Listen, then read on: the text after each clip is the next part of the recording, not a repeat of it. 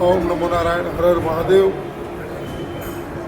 अपना सनातनનું ગૌરવ કરી શકાય એવો તહેવાર એટલે કે શિવરાત્રિ અને આખા ભારત વર્ષની અંદર એવું કહી શકાય કે જૂનાગઢની જે જૂનાગઢની જે શિવરાત્રિ છે એનો માહોલ ખરેખર કંઈક અલગ હોય છે। આ શિવરાત્રિનો આજથી પ્રારંભ થયો છે। ભવનાથ મંદિરમાં, જૂના અખાડામાં, અગ્નિ અખાડામાં, હવન અખાડાઓમાં તેમજ વિવિધ તમામ આશ્રમોની અંદર આજે ધ્વજારોહણ થયું।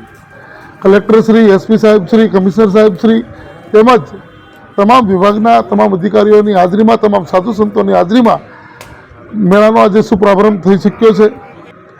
તો ગુજરાતની તમામ આસ્થાળુ અને શ્રદ્ધાળુ જનતાને અમે મેળામાં આવવાનું નિમંત્રણ પાઠવીએ છીએ। આ મેળો આપનો છે, આ ગિરનાર આપનો છે। આપ આસ્થા અને શ્રદ્ધાથી આપ બધા આવો અને મેળાનો આનંદ લો, ભક્તિની અંદર તરબોળ બની જાઓ।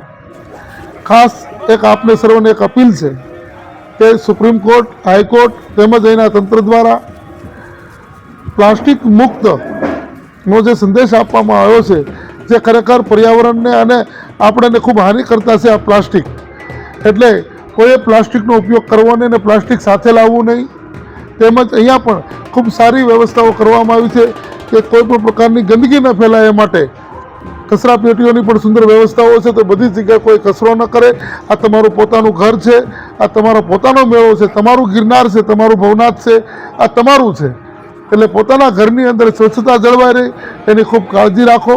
અને આપ સર્વ કુંભ મેળા બાદ આ શિવરાત્રિનું સહેલું સ્નાન, ત્યાં પણ સહેલું સ્નાન છે અને એ સ્નાન હવે આપણે અહીંયા મુરગીકુંડમાં કરીએ, ભવનાથમાં કરીએ, ગિરનારમાં કરીએ।